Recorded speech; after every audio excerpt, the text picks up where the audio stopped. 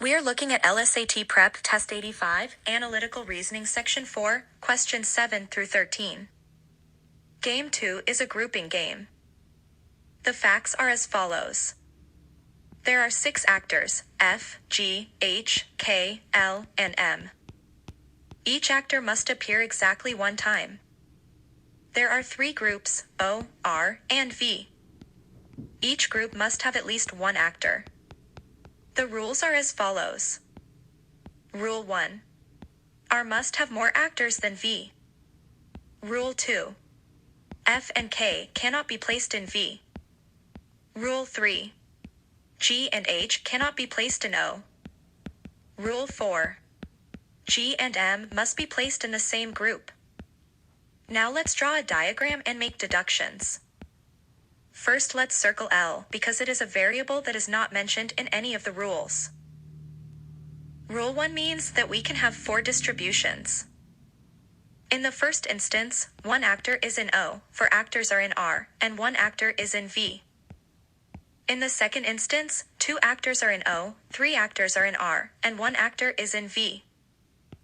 In the third instance, 1 actor is in O, 3 actors are in R, and 2 actors are in V. In the fourth instance, 3 actors are in O, 2 actors are in R, and 1 actor is in V. Now let's split the game boarding using the most restrictive rule, which is Rule 4. In the first distribution, we can place G and M in R. We can place F and K in R. This would mean H must be in V, and L must be in L. Alternatively, we can place G and M in R. We can place one of either F or K in R, but not both. This would mean the other would need to be placed in O. L and H can be placed in either R or V.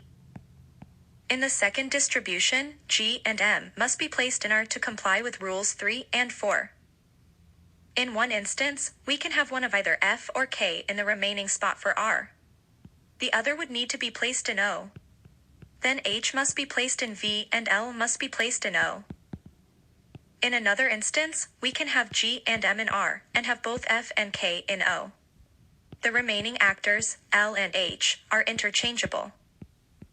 In the third distribution, we can place G and M either in R or V. Where we have G and M in R, one of F or K must be placed in O, and the other must be placed in R. This would leave L and H to be placed in V. In another scenario, we can place G and M in V. H must be placed in R to comply with Rule 3. The remaining actors, F, K, and L, are free to be placed. In the fourth and last distribution, we can place G and M in R. Then H must be placed in V to comply with Rule 3. The remaining actors, F, K, and L, are left to be placed in O.